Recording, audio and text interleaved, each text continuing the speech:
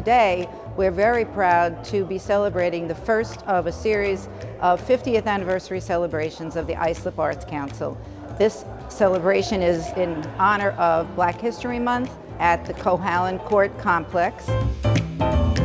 We had decided this year to do a 4-part series. We wanted to make sure that all the facets of the arts would be covered. And we wanted to start with African American art and what it meant and what it looked like and how it made you feel. I am someone who sat in the seat and said as a defendant, not as someone who is exhibiting their work. Who am I?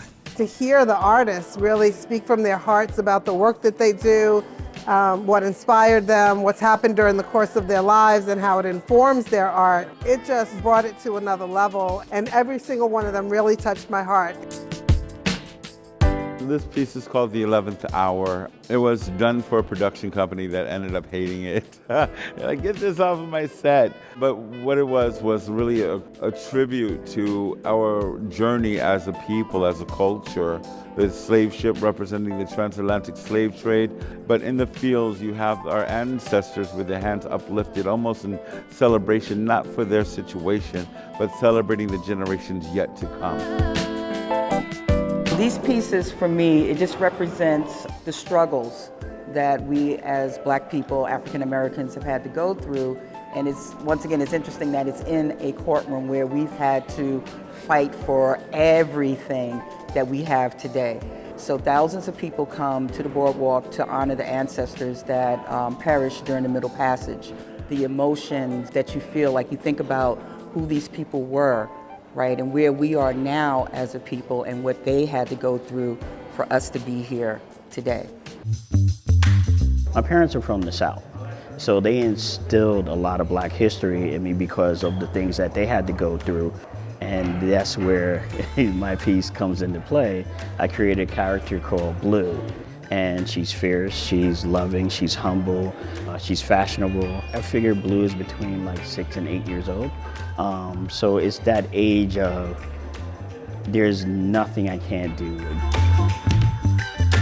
I gotta pinch myself because 2 years ago I was just doodling in my kitchen, and here I am showing my art.